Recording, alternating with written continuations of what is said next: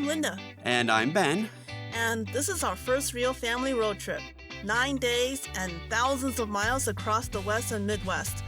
But this video is all about that first leg, the first 2 long days of the road from Seattle to South Dakota.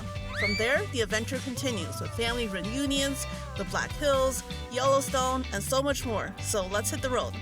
Yeah! Right? Hey guys, are you excited for the trip?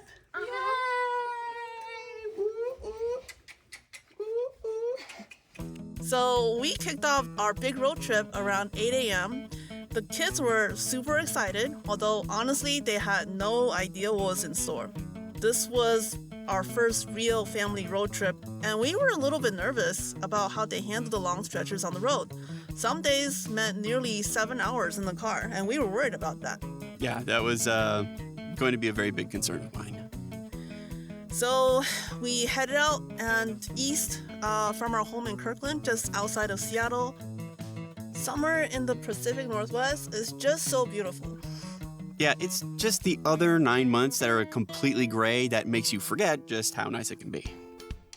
Right from the start, we were surrounded by beautiful green forests and huge mountains. I've lived here for over 20 years, and I still can't get over how beautiful it really is.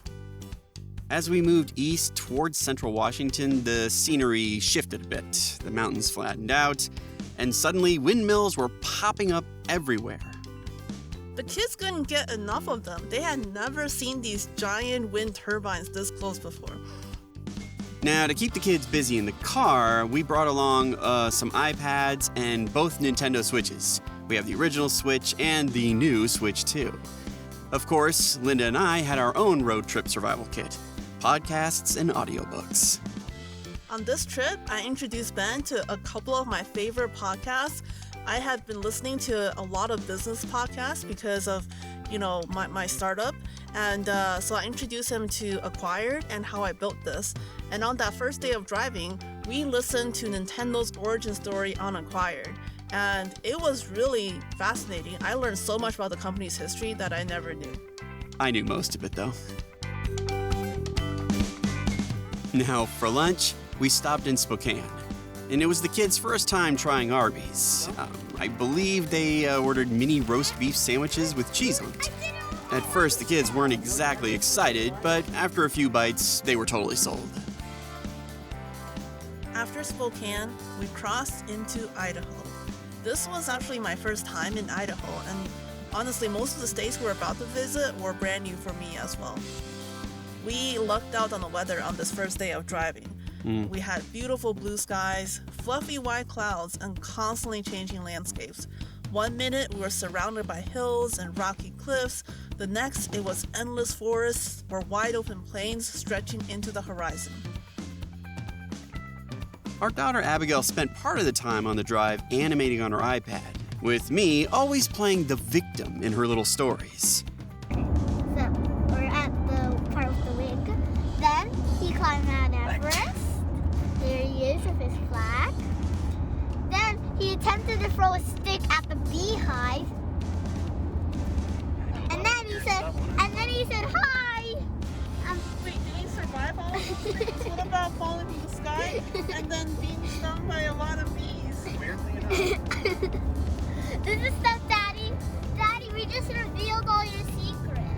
Why would you reveal all my secrets like that? Your secret is that you hit beehives with sticks. That you like to fall from the sky. It was pretty funny and honestly very impressive. Her creativity never stopped surprising us. Some parts of the drive felt like we were heading straight into this giant wall of trees and mountains, especially in parts of Montana. It was actually really absolutely stunning. On the other hand, I couldn't help but think, if this car breaks down out here in the middle of Bumble you-know-what nowhere, yeah, we're dead. So let's just say my focus was less on the scenery and more on survival. What can I say? I just really love this part of the drive. The endless green mountains on this part of the drive, it felt so surreal. And even though Ben was driving deeper and deeper into more remote areas, we had also called it a day after part 1 of Nintendo's podcast. And the whole family jammed out to some really awesome tunes from Ben's music library from, the 70s and 80s. I wish we could include some of the clips of Ben and I belting out some classic Journey songs, but, copyright issues and all, so you'll just have to use your imagination. We were all in really good spirits as we finished this last part of the drive through more gorgeous but deserted landscapes.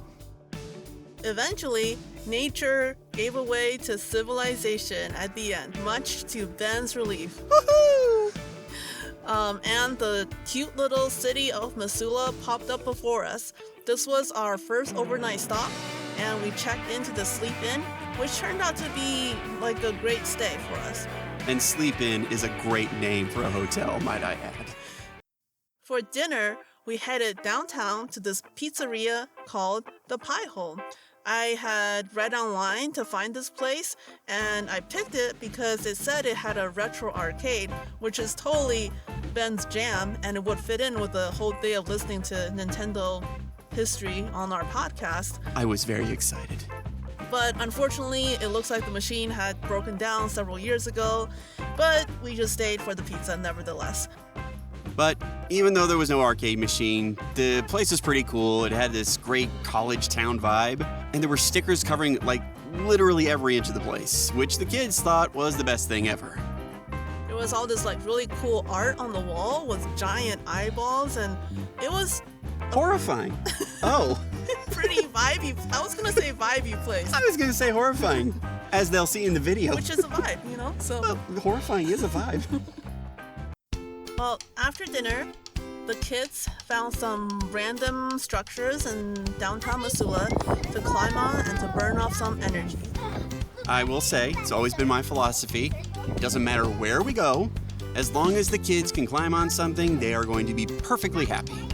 And after 7 hours in the car, they definitely needed it. Whoa! Careful, okay? Okay, I'm gonna get down now. Get this down. The next morning, we drove out of Missoula to start day 2 of our road trip, continuing east on I-90. Or as Linda liked to put it, just get on I-90 East and chill. I-90 East and chill, that was our tagline for most of the drive. The scenery continues to be absolutely gorgeous on a beautiful clear day. There were a lot of mountain ranges around Missoula.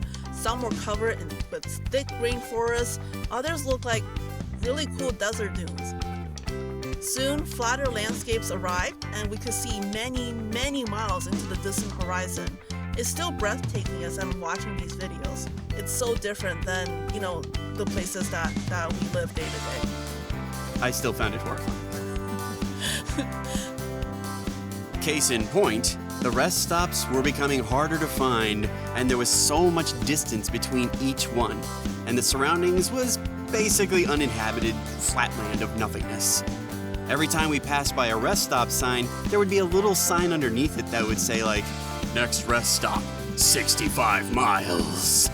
So we had to be really careful about planning our bathroom and fuel breaks so we wouldn't die in the middle of nowhere.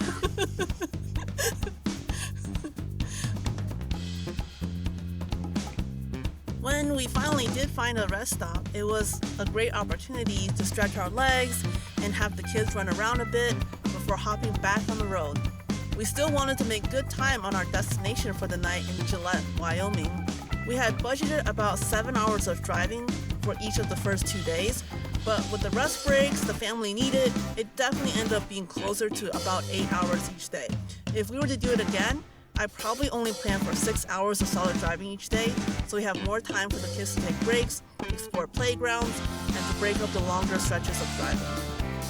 I will say the one nice thing that we found is the further we went towards the east and into Central America, into the rural areas, gas was becoming cheaper and cheaper. You have to understand, back home near Seattle, the cheapest gas near us is at a Costco, and that's around $4.30 a gallon. I think on our trip, the lowest we saw was about $2.70 a gallon somewhere in the Wyoming and South Dakota area, which was about $1.50 cheaper than what we were used to.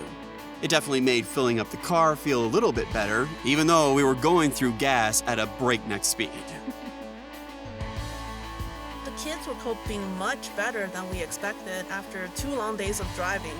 Even though being 7 and 9, tempers and annoyances flared up every now and then. Every now and then? Okay. But, for the most part, they handled the drive like a champ. Much better than what I thought they would do. Okay. I mean, on this second day of driving, we had, also skipped lunch after our big continental breakfast at the hotel. But we had several snack breaks and rest stops along the way to appease the children. And if you need to know anything about our family, we do enjoy ourselves a big continental breakfast. At one of the rest stops, the kids decided to scale the walls next to the rest area. Although, like most parents, we often struggle getting our kids to listen to us, there is something magical about this age where they still act like children, and it's amazing to see their ability to turn any environment into a huge playground or just play make-believe. And I think it's really easy for us to forget that we were once just like that, especially as we get older. As we drove closer to the Wyoming border, our surroundings changed to rolling green hills, and there were really hardly any signs of civilization as far as the eye could see. We were definitely going to die. Looking over the vast expanses into the horizon makes me truly appreciate just how big and how beautiful America really is. And dangerous. It's really the first time I've seen any of these states up close instead of just flying over them in an airplane.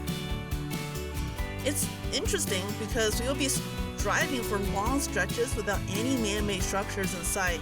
But every once in a while, a small town or city was seen to pop up seemingly out of nowhere. And then just as quickly as they popped up, they quickly faded away in a few minutes and we're back to the endless natural landscapes. We finally made our way into Gillette around 6:30 p.m. local time. And we hadn't realized when we were doing the trip planning that we would have crossed over 2 time zones on this first leg of the trip. So we kept losing time as we kept driving east, which made it a bit harder to have enough time after we got to our location to eat dinner and do some exploring before we had to call it a night. And since we had skipped lunch on the second day, we were all really hungry by the time we got into Gillette, so we decided to head straight to dinner. I had found this restaurant online called Frida's House Mexican Food that had really good reviews and with notes that it was really good for kids. The kids had fun with the kids menu that came with mazes, puzzles, and drawing. It was just a really good time for the family to unwind a bit after a long day of driving. Over this, which is not poison. But I have to go over a river of poison to get out? Yeah, there's a bridge. Oh. Oh my god, so scary. Oh, by the way, You you know the maze? There's a little bit of hot sauce scattered in there, so you have to jump in. This is a horrible, horrible thing. When I say a little bit, I mean there's a lot of hot sauce. Why are you guys making death mazes, huh? The food actually was pretty good, and the kids also tried a bite of our enchiladas and tamales for the first time. Normally they just get a cheese quesadilla and call it good.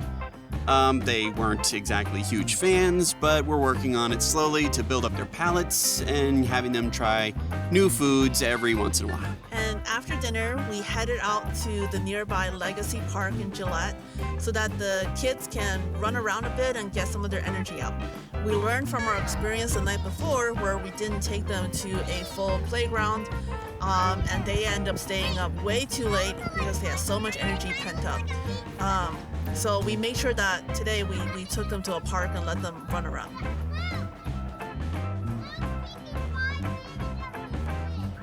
As we were wrapping things up, I saw this little grassy hill next to the playground, and I thought it would be a good idea to have the kids roll down it. As you see, the kids clearly had a lot of fun rolling down the hill, repeating it a few extra times, but unfortunately, Abigail picked up a lot of grass on the way down and it started irritating her skin and causing her to erupt into tears. So we had to quickly get her back to the hotel, get her in the shower, and make her comfortable. So that wraps up the first leg of our 11-day road trip across the American West and Midwest. And in our next videos, we're going to be sharing more memorable moments, from my sister-in-law Sharon's wedding, to exploring Ben's hometown of Vermilion, to visiting Mount Rushmore, the Black Hills, Yellowstone, and so much more.